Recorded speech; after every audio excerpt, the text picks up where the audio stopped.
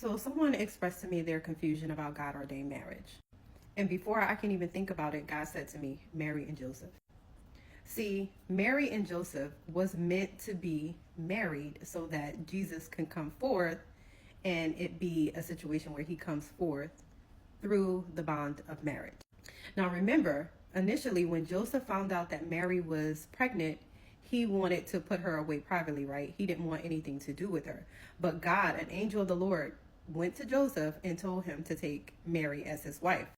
There are God ordained marriages all throughout the Bible. We can go all the way back to Rahab. Rahab married a man named Salmon. Remember, Rahab was one of the individuals in her family that was spared because she helped the Israelites with the collapse of the wall of Jericho, and her family was spared. She ended up converting to Judaism, and she became the wife of Salmon. And I have my notes here. So Salmon and Rahab is the father of Boaz. Boaz marries a woman named Ruth. Now, the story of Ruth is very, very interesting. Ruth had a mother-in-law by the name of Naomi. Naomi had two sons. Both of her sons died. Both of her sons passed away. One of the sons was Ruth's husband. But when Naomi went back to her family, to where her kinsmen lived, Ruth insisted on going back with her.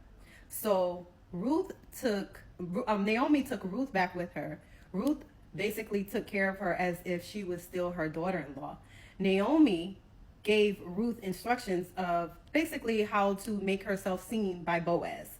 And Boaz married Ruth and became the parents of Obed.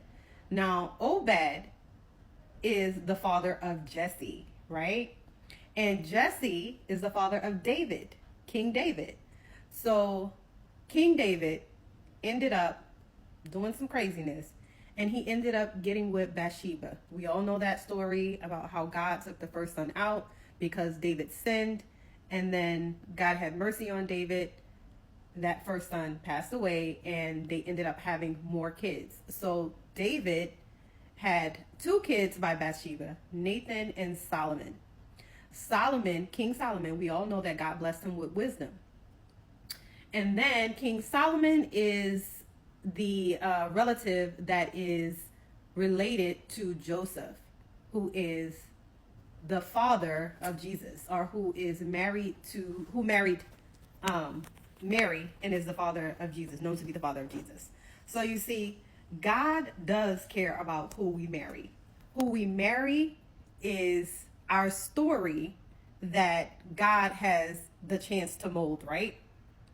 So that is what I called God ordained marriages, because all of those individuals have a story in the Bible about how they got with their spouses, and they also are very important stories because they are Jesus is of that lineage. So before someone tries to tell you that, oh, God doesn't care who you marry, or God is not worried about that, or it's not that deep, it is that deep.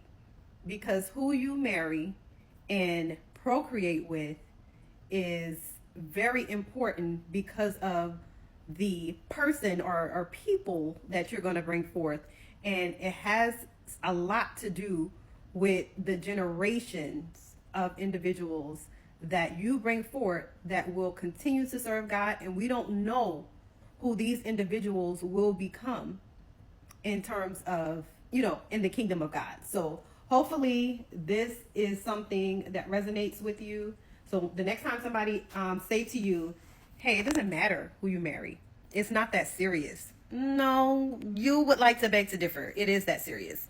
And hopefully I articulated this properly. Only had a little time to put it together, but God cares. Okay. So yeah, thank you guys for listening, and be blessed.